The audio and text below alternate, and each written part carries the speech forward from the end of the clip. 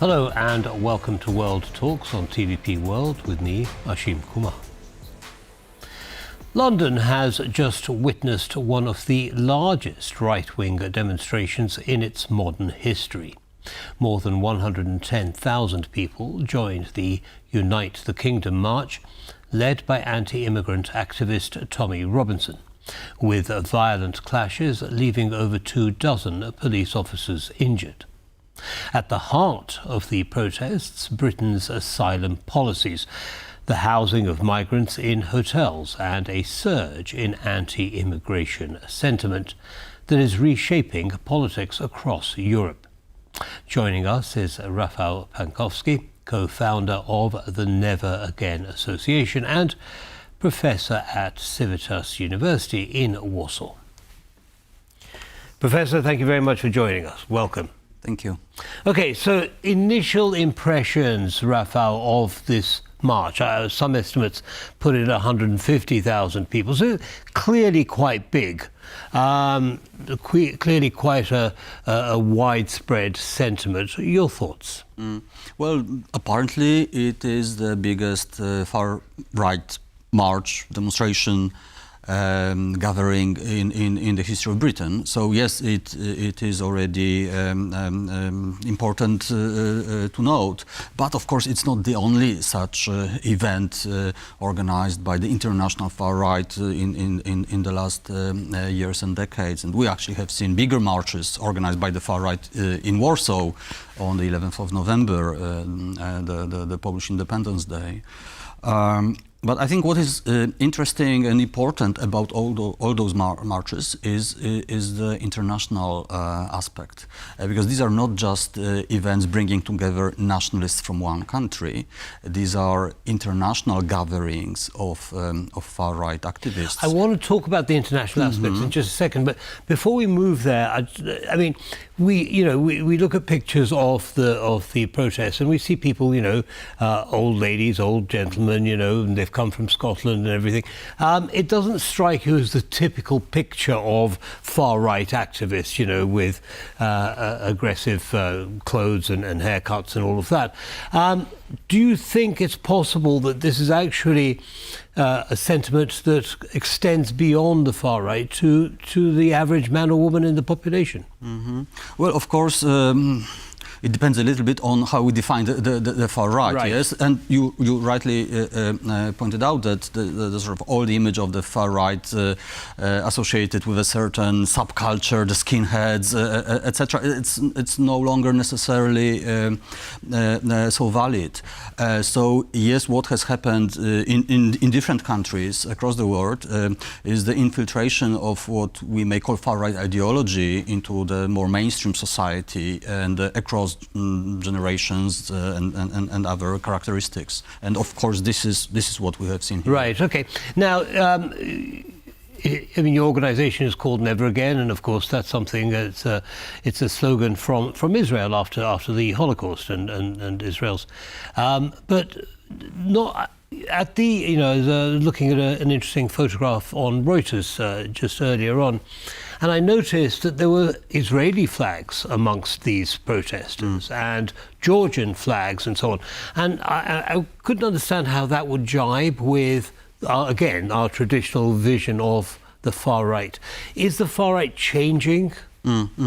Okay, that is interesting and also potentially important aspect. I agree. Well, Never Again is a kind of universal anti-fascist slogan. Of course, has a universal meaning in many places across the world. But of course, some of the constellations of the internationalization of the far right can be surprising, and you just named one of those paradoxes. Well, today the far right is a truly global movement, and even the presence of those flags illustrates the fact that right-wing extremists can work together across borders. which of course is a paradox, because they at the same time claim to defend the national interest, the borders, right. The identity, and so on. But what is actually happening is a very fast-paced internationalization of that movement, and this is what we have seen in London. Understand. I'd like to move on now to the violence. Much has been reported on that, and we'll start with a soundbite from Keir Starmer, the British Prime Minister. I think that's coming up now. People have a right to peaceful protest. It is core to our country's values, but we will not stand for assaults on police officers doing their job, or for people feeling intimidated on our streets because of their background or the color of their skin. Britain is a nation proudly built on tolerance, diversity and respect. Our flag represents our diverse country, and we will never surrender it to those that use it as a symbol of violence, fear and division. Now, Rafa, I think most right-thinking people would agree with those sentiments wholeheartedly. But here's the thing. When you look at the numbers of arrests, there were 25 arrests. The police say thus far it might get a little bit bigger in a crowd of 150,000 people. How significant is the violence relative to the size of the protest? Well, I see. I think it would be a surprise if there was no violence and no arrests, and especially with this kind of gathering, with this kind of ideology. I'm afraid violence is usually part and parcel of the event.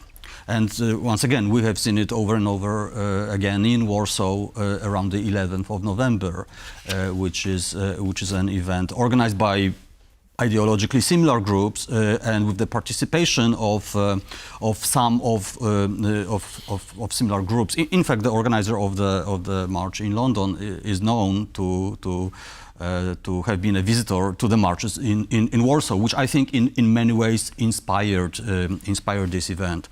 And I would say whoever brings people together under the banner of xenophobia and hostility to minorities or migrants or refugees, we can always expect violence But the proportion of violence was very, very small. I mean, there was a pro-Palestinian march where almost 900 people were arrested.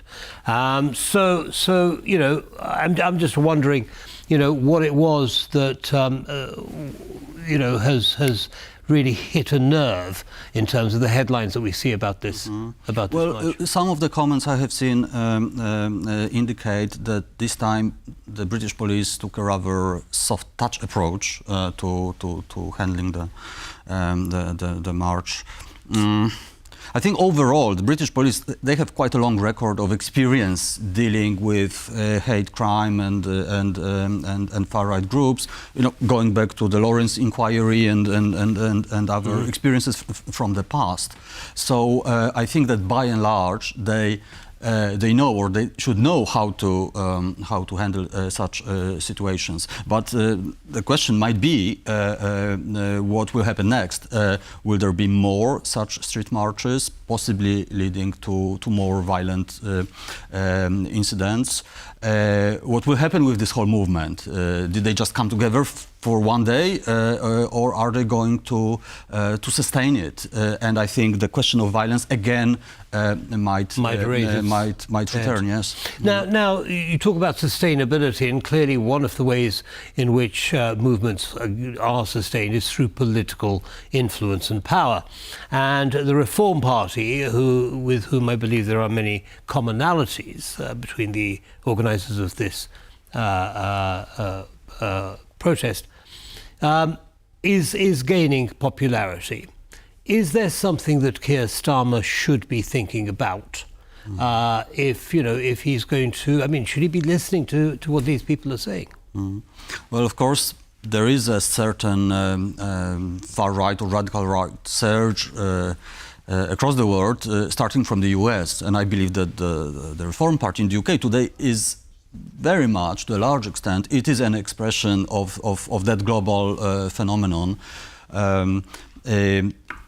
But I think the future is still unwritten, and the outcome is still very uncertain. Reform they may seem a popular party in the polls today, but when it comes to the actual vote, it's far from certain they will be very successful, because that has happened on a number of occasions in the past. There's no doubt about it, but there is still a message that perhaps we should be paying attention to. You know, that the polling for reform shows it on the rise, or its popularity on the rise. But, you know, I go back to the original question. Is there something that Labour should be doing differently to what it is now to take account of this message that the protesters are putting out? Well, I think there is a certain crisis of trust in institutions and the political system, which is not only a British problem today, and I think the different populist movements in different countries, they definitely exploit this context of a crisis of social trust. Now, I think that the British case is a little bit special in the sense that those institutions have a very long history. And to undermine them may be harder than in some other cases, let's say Hungary. So I believe that the strength of the liberal democratic tradition in Britain, among other things, means that it is much more difficult for an extremist or a populist movement to have an impact on the system. Understood. Now, you mentioned the internationalism, if you like, of movements similar to the one that we saw in London. Now, a few minutes ago, I was talking to former ambassador Nickel, German ambassador, and to Poland, and he was discussing the rise of the AfD in recent local elections in Western Germany. What is it that is showing, that is reflecting itself across Europe and perhaps further afield in this part of the political spectrum? Well, absolutely. AfD is very relevant here, not least because one of the main speakers at the event in London was a politician from AfD, which is not a coincidence, of course, because those different movements have a lot in common. By the way, there was also a speaker from Poland, from the Law and Justice Party, right. Dominik Tarczyński. So yes, it is definitely a pan-European transnational movement. But what those different actors have in common, I believe, is a certain hostility against the very idea of social diversity.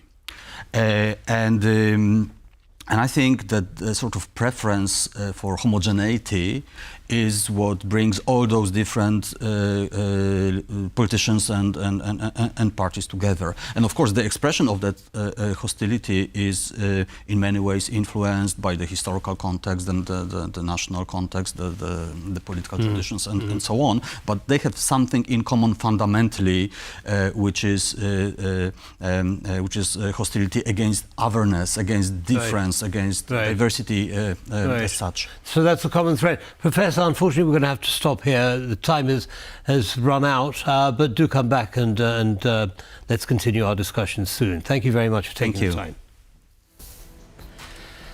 And that brings us to the end of this episode of World Talks. Don't go away, though. Lots more coming up.